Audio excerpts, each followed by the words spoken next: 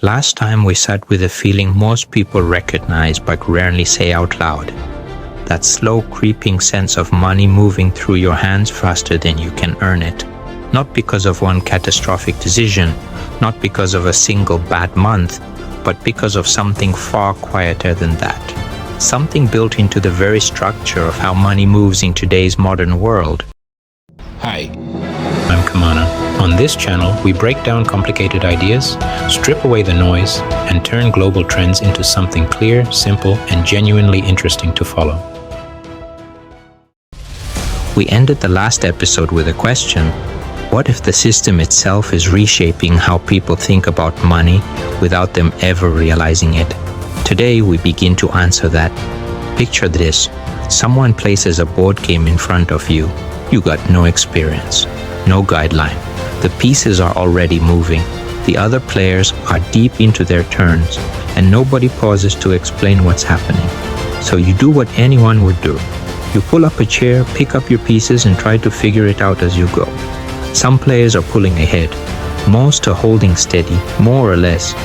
And occasionally, without any warning or announcement, the rules quietly shift.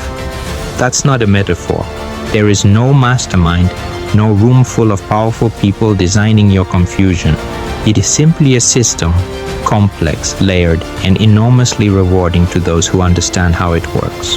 And in the background, quietly, persistently, it becomes costly to those who don't know the game.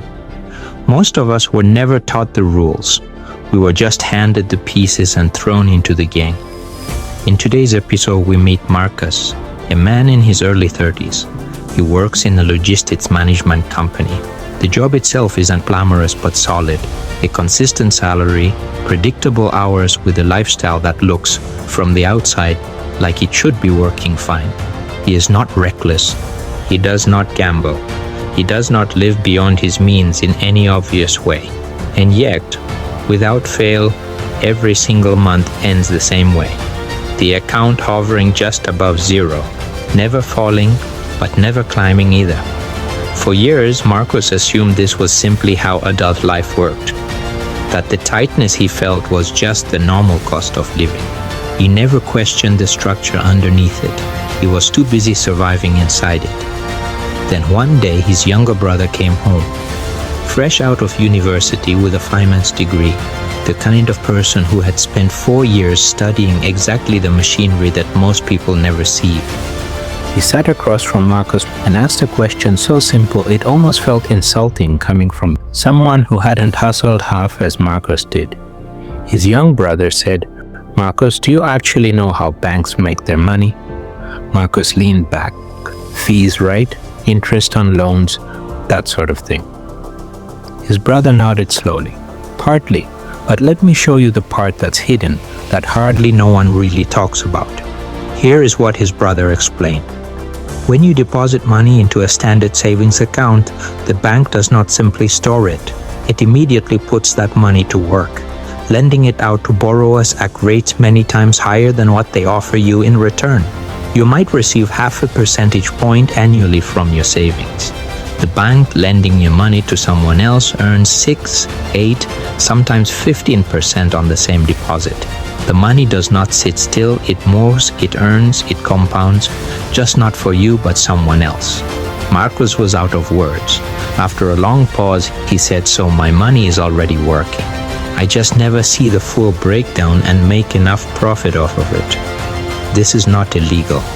It is not even hidden per se. It is in the paperwork, buried in language confusing to most people, to which almost nobody reads except those with financial knowledge. It is simply the architecture of a system built to function this way, and it rewards handsomely the people who understand it, while those who don't, people like Marcus, people like most of us, quietly subsidize the whole moneymaker industry. Marcus did something after that conversation, something small and almost embarrassingly straightforward. He opened a high-yield savings account, not a different kind of investment, not a risky move. The same money, the same safety, the same access, simply held in an account designed to return a meaningful rate of interest rather than a symbolic one. The difference on paper looks modest, but over time it is anything but that. The account itself is almost beside the point. What shifted for Marcos was something deeper. He stopped being a passive participant inside a system he did not understand. He took one deliberate step from the side of the cable that gets extracted from, to the side that extracts value in return.